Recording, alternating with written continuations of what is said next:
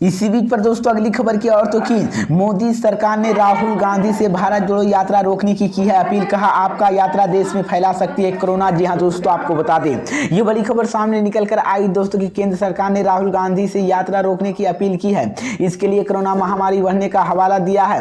केंद्रीय स्वास्थ्य मंत्री मनसुख मांडविया ने राहुल को लेटर लिखा है। उन्होंने कहा है कि देश में एक बार फिर से कोरोना का खतरा बढ़ता जा रहा है। हेल्थ इमरजेंसी की हालत है। देश में बचने के लिए भारत जोड़ो यात्रा रोक दे। सरकार की अपील पर कांग्रेस ने कहा कि भारत जोड़ो यात्रा से मोदी सरकार बौखलाई हुई है। क्या गुजरात चुनाव में पीएम मोदी मास्क लगाए गए थे? इसके बाद स्वास्थ्य मंत्री मनसुख मीडिया का भी बयान आया है। मांडविया ने कहा है कि किसी खास परिवारों के लिए सबके खतरे में नहीं डाला जा सकता है। मैं तो सिर्फ स्वास्थ्य मंत्री होने का कर्तव्य निभा रहा हूं। कोई ये सोचता नहीं कोई भी मंत्री उनसे सवाल कैसे कर सकता है। इसी को लेकर कांग्रेस सांसद अधीर रंजन चौधरी ने कहा कि भारत जोड़ो यात्रा से मोदी सरकार बौखलाई हुई है और आम आदमी लोगों की ध्यान भटकाने के लिए भाजपा तरह तरह के सवाल उठा रही है। और बीजेपी से सवाल किया कि क्या चुनाव के समय पीएम मोदी मास्क लगाकर गुजरात गए थे। इसी को लेकर मोदी सरकार ने राहुल गांधी से अपील की है। कहा है कि भारत जोड़ो यात्रा रोक दे, आपकी यात्रा देश में कोरोना फैला सकती है। इसी बीच पर दोस्तों अगली खबर की और तो की चीन के लेकर आम आदमी पार्टी ने मोदी सरकार पर बोला बड़ा हमला। कहा मोदी सरकार किसानों के सामने 56 इंच का सीना दिखाती है लेकिन चीन के आगे हो जाती है फिस। जी हां दोस्तों, आपको बता दें ये बड़ी खबर सामने निकल कर आई दोस्तों की संजय सिंह ने यहां संवाददाताओं को कहकर सरकार एलएसी वास्तविक नियंत्रण रेखा पर तनाव के मुद्दे पर इस देश के लोगों को प्रति और सांसद के प्रति जबरदस्त के लिए सरकार विरोध प्रदर्शन करने वाले किसानों को 56 इंच का सीना दिखाती है लेकिन चीन के सामने यहां पर 0 व 56 इंच की हो जाती है। उन्होंने सवाल किया कि चीन के आयात बढ़ रहा है, सरकार ऐसा क्यों कर रही है? हमारे सैनिकों सीमाओं की रक्षा के लिए अपनी जान गंवा दी है, फिर भी सरकार चीन के साथ व्यापार बढ़ाने का क्या दे रही है?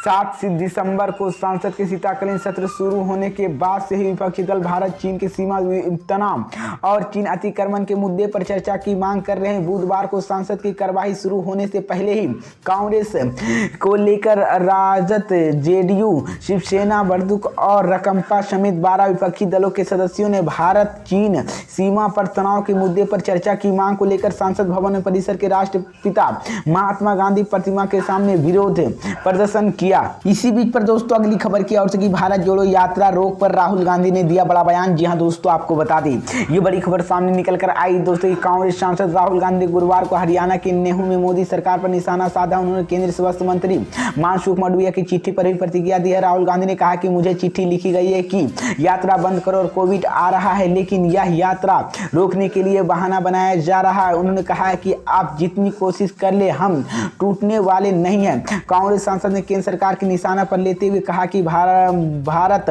डरपोक देश नहीं है और यह किसी से डरता नहीं है। उन्होंने कहा कि हम देश के टूटने नहीं देंगे। राहुल गांधी ने कहा कि अगर हरियाणा में हमारी सरकार आएगी तो हम सबका काम करके दिखाएंगे। राहुल गांधी ने एक बार फिर से माइक ऑफ करने का जिक्र किया है। उन्होंने कहा कि लोकसभा में जब हम बोलने जाते हैं तो मेरा माइक ऑफ कर देता है। कांग्रेस सांसद ने महंगाई के मुद्दे पर भी केंद्र सरकार के आड़े हाथे लिया है। उन्होंने कहा कि महंगाई और बेरोजगारी के पर आप लोग मोदी जी के बात कीजिए। राहुल गांधी ने कहा कि नरेंद्र मोदी के सामने कोई खड़ा होता है तो नरेंद्र मोदी उसका मुकाबला नहीं कर पाते हैं और भाग जाते हैं। उन्होंने कहा कि मोदी जी कभी प्रेस कॉन्फ्रेंस नहीं करते हैं। आरएसएस और बीजेपी के लोग गरीब और किसान से डरते हैं। इसी बीच पर दोस्तों अगली खबर की और चूंकि महाराष्ट्र के सीएम निकाय चुनाव शिंदे गुट हार के बाद दे सकते हैं इस्तीफा। जी हां दोस्तों, आपको बता दें ये बड़ी खबर सामने निकल कर आई दोस्तों की अगस्त में महाराष्ट्र के विधान परिषद में नगुपुर भूमि आवंटन मामले को लेकर जमकर हंगामा हुआ। विपक्ष के लगातार हंगामे के चलते विधान परिषद के 3 बार स्थगित करना पड़ा। इससे पहले मंगलवार को विपक्षी सदस्यों ने शिंदे से इस्तीफा की मांग की थी। उनकी यह मांग बंबई हाईकोर्ट द्वारा मामले पर अस्थायी का आदेश दिए जाने के कुछ दिनों बाद आई है। विपक्षी का आरोप है कि अप्रैल 2021 में जब एकनाथ शिंदे की शहरी विकास मंत्री थे उस वक्त उन्होंने इस विवादित जमीन के आवंटन पर मुहर लगा दी और विपक्षी एमओयू के अनुसार इस वक्त 5 एकड़ सरकारी जमीन कीमत 83 करोड़ थी लेकिन अपने करीबी वेल्डरों की शिंदे ने केवल 2 करोड़ में जमीन आवंटित कर दिया गया।